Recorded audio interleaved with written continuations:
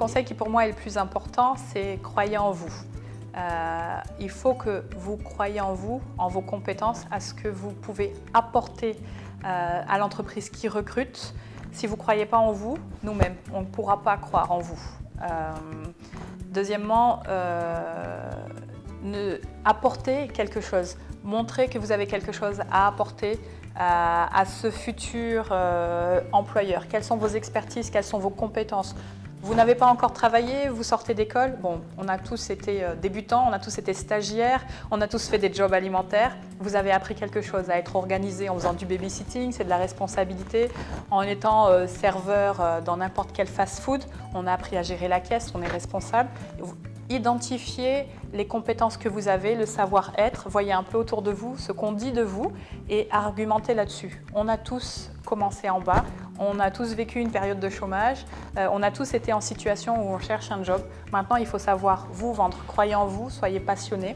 Et également pour multiplier les chances de demain avoir le job qui vous plaira et non pas avoir un job alimentaire, bien que ce soit mieux que de rester à la maison, on le comprendra aisément. Identifiez également les potentiels du marché. Le marché de l'emploi aura besoin de quel profil à la sortie de votre formation. Ne vous engouffrez pas tous dans le même cursus de formation. Identifiez, demain on a besoin de BizDev dans les milieux TIC, on a besoin d'entrepreneurs dans le secteur agroalimentaire, on a besoin de doubles compétences dans le milieu industrie pharmaceutique, autant marketing que médical.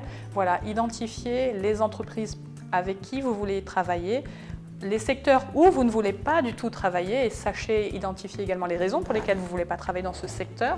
Vous n'avez pas les mêmes valeurs, vous pensez que… Et à partir de là, dressez-vous un tableau, un plan d'action là où vous avez besoin d'acquérir des compétences et des savoir-être et utilisez votre temps à bon escient de la même façon qu'on utilise tous Facebook. Je ne vais pas vous empêcher d'utiliser Facebook. Il y a des réseaux sociaux professionnels qui sont plus à votre avantage pour vous créer un réseau professionnel. Je vais citer Viadeo, je vais citer LinkedIn. Tous les recruteurs aujourd'hui passent par ces canaux pour identifier les collaborateurs de demain. Si vous n'y êtes pas, vous perdez déjà en chance. D'autre part, utilisez également votre temps à bon escient pour aller vous préparer à un entretien de recrutement. Ça se prépare. On ne débarque pas les mains dans les poches sans CV, sans bloc-notes, sans stylo. On doit savoir quel est l'interlocuteur qu'on va avoir en face. On doit savoir se présenter en quelques minutes. Quels sont nos défauts, nos qualités? On a tous des défauts. Celui qui me dit qu'il n'a pas de défaut, et ça m'arrive souvent en entretien, il a déjà un défaut, c'est de ne pas se connaître. On a tous des défauts, donc apprenez à faire des entretiens de recrutement avec un ami, un proche devant la glace, ce que vous voulez, mais faites des simulations d'entretien pour ne pas arriver dépourvu devant un recruteur, comme on le dit souvent, qui va me décortiquer comme une crevette.